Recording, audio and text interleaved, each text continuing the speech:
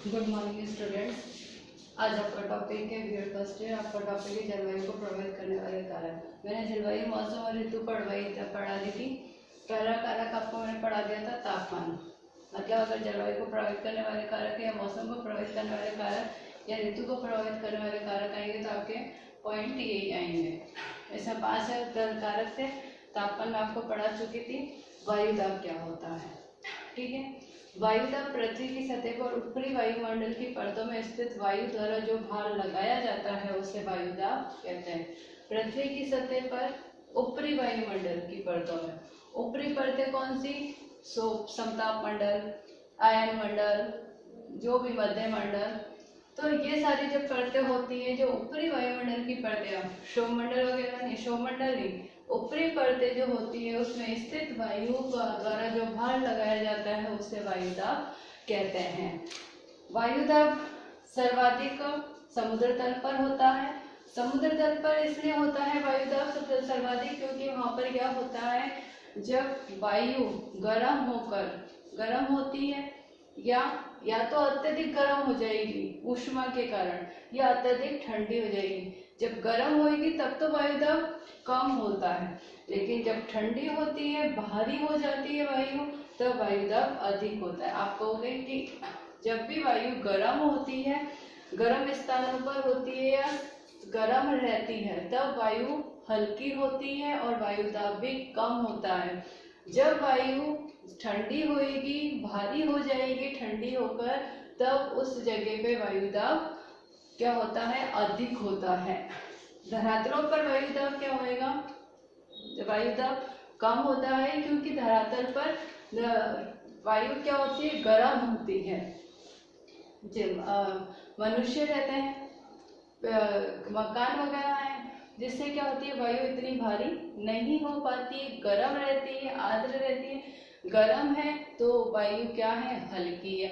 अगर समुद्र तल पर है, वहां पर पानी का स्तर ज्यादा है, समुद्र तल है, झील है, तालाब है, नदियां हैं, वहां पर क्या है, ठंडा स्थान है वहां पर, तो धरातल क्या है, वहां पर ठंडा है।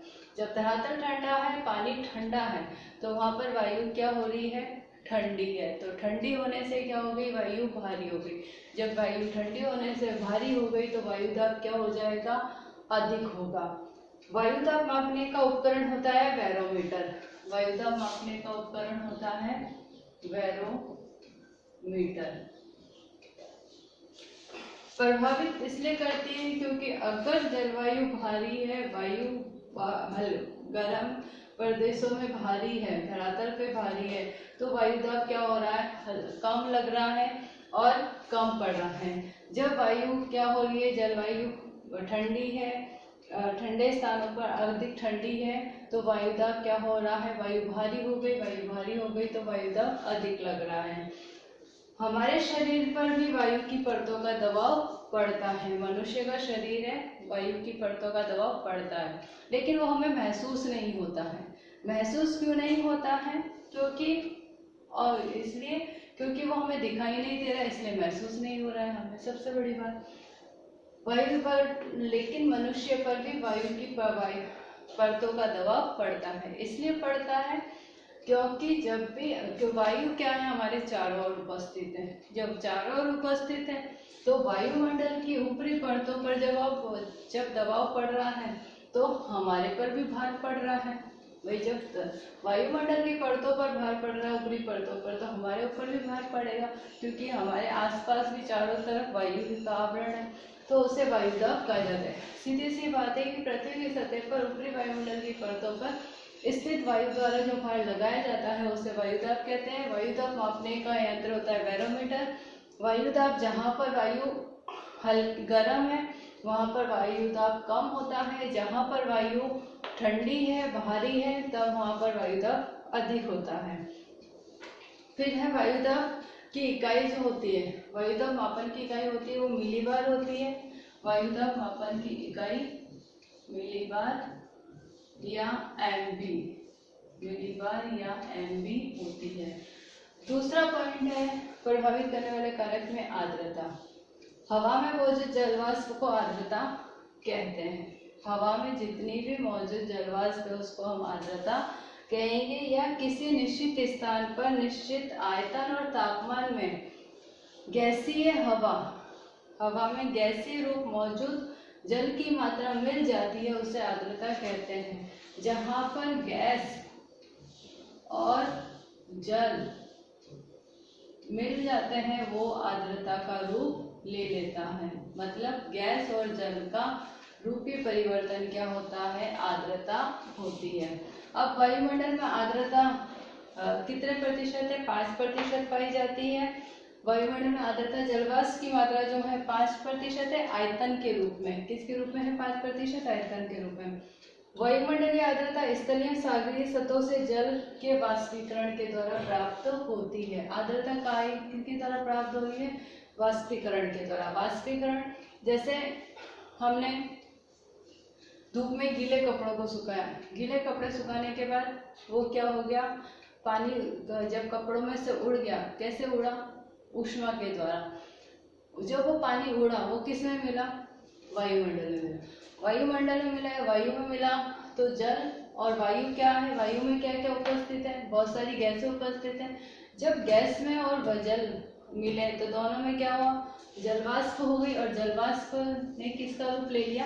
आर्द्रता का रूप ले लिया। कपड़ा सूख गया, पानी उड़ गया। पानी किसके द्वारा उड़ा? ऊष्मा के द्वारा उड़ा। वाष्पीकरण हुआ। वाष्पीकरण की क्रिया, सीधे सी वाष्पीकरण की क्रिया को कि जब हमने कपड़े धूप में सुखाया उसमें से पानी ऊष्मा के द्वारा उड़ा तो वो जब वो उड़ा तो उस उड़ने की या पानी की क्रिया को क्या कहेंगे? वाष्पीकरण की क्रिया कहा जाता है। आर्द्रता सबसे ज्यादा किस कारण से है वायुमंडल में? वाष्पीकरण की क्रिया के कारण है। वाष्पीकरण सागरीय तल और समुद्री स्थल पर, दोनों स्तर पर, मतलब सागरीय स्तर पर और समुद्री स्तर पर सबसे ज्यादा आर्द्रता या जलवाष्प की मात्रा पाई जाती है। और इसका कारण भी यही है क्योंकि समुद्र और सागरों से जितनी भाप बन के ऊष्मा उड़ेगी, वाष्पीकरण होगा, उतनी ही आर्द्रता वायुमंडल में मौजूद होगी। आर्द्रता या वायुमंडल में जलवाष्प के बहुत सारे विभिन्न दशाएं हैं क्योंकि आर्द्रता है, जलवाष्प है, इसलिए मौसम बढ़ रहा है, मौसम की विभिन्न क्रियाएं हो रही है। मौसम की विभिन्न क्रियाएं, मौसम की दशा जैसे हम कह सकते हैं संघनन है, ओस है, कोहरा है, पाला है, जितनी भी क्रियाएं होती हैं, बादल का बनना है, जल वर्षा, हिमपात है, ये जितनी भी क्रियाएं वो किसके कारण हो रही है? आर्द्रता के द्वारा हो रही है। जब आर्द्रता हो रही है तो जलवायु प्रभावित हो रही है, मौसम प्रभावित हो रहा है, ऋतु प्रभावित हो रही है। तो आर्द्रता के द्वारा जितनी भी क्रियाएं होंगी, विभिन्न मौसम की क्रियाएं होंगी, संघनन, ओस, कोहरा, पाला, हिमपात, जल वर्षा, तो ये सारी क्रियाएं किसको प्रभावित करती है? आर्द्रता को प्रभावित करती है।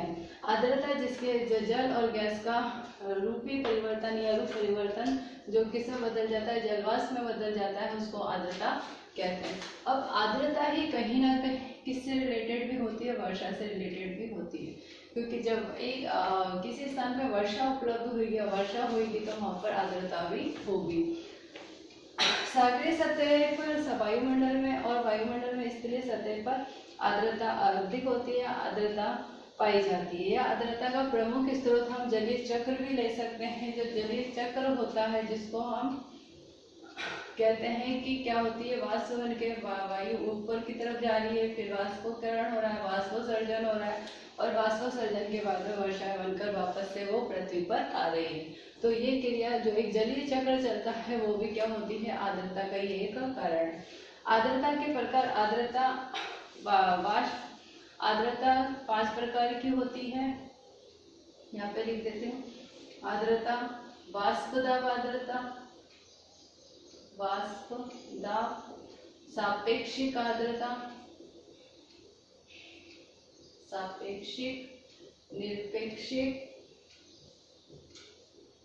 सापेक्षिक, निरपेक्षिक, विशिष्ट,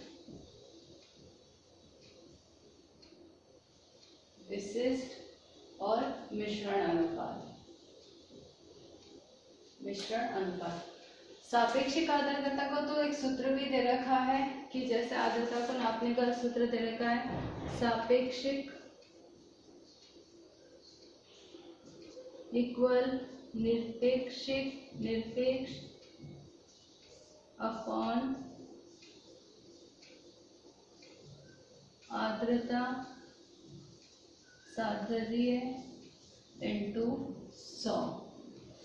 इस तरीके से भी आर्द्रता को नापा जा सकता है। तो आर्द्रता के कई सारे प्रकार है, वाष्पता, सापेक्षिक, निरपेक्षिक और मिश्रण अनुपात। फिर प्रभावित करती है वर्षा।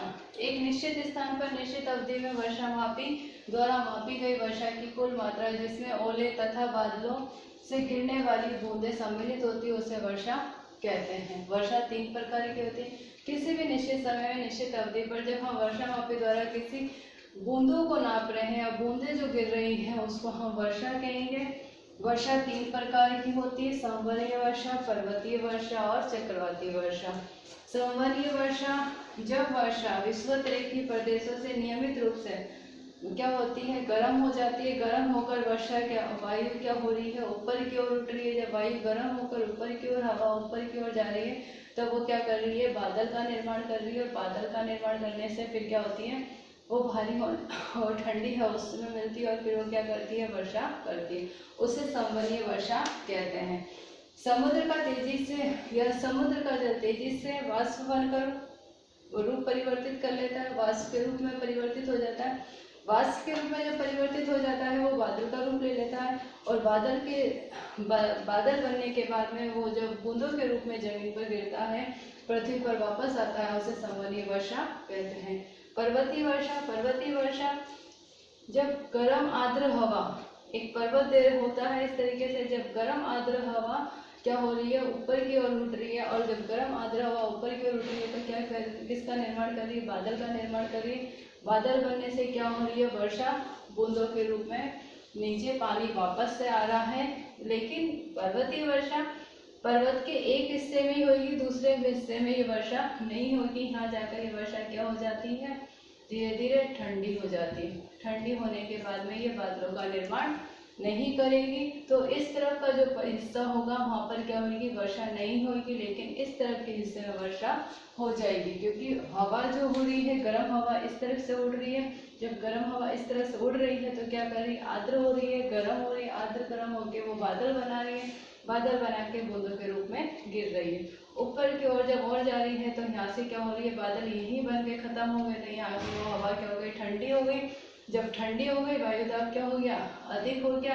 तो वहाँ पे वर्षा क्या हो रही है, नहीं होगी। यहाँ पे वृष्टि छाया प्रदेश आ जाएगा। चक्रवाती वर्षा, समुद्र तल से या समुद्रों से जब भी गर्म हवा ऊपर की ओर उठती है और ध्रुवों में जाकर या ध्रुवीय प्रदेशों में जाकर ठंडी हवाओं के साथ मिल जाती है, तब बादल बनते हैं और वहाँ पर चक्रवाती वर्षा होती है। गर्म हवा का ठंडी हवा के साथ मिलना चक्रवाती वर्षा कहलाता है।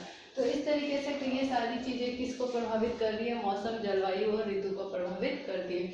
इसमें एक टॉपिक और बचा है पवने, जो मैं आपको नेक्स्ट क्लास में पढ़ाऊंगी। इससे रिलेटेड क्वेश्चन और नोट्स आपको PDF में सेंड कर दिए जाएंगे।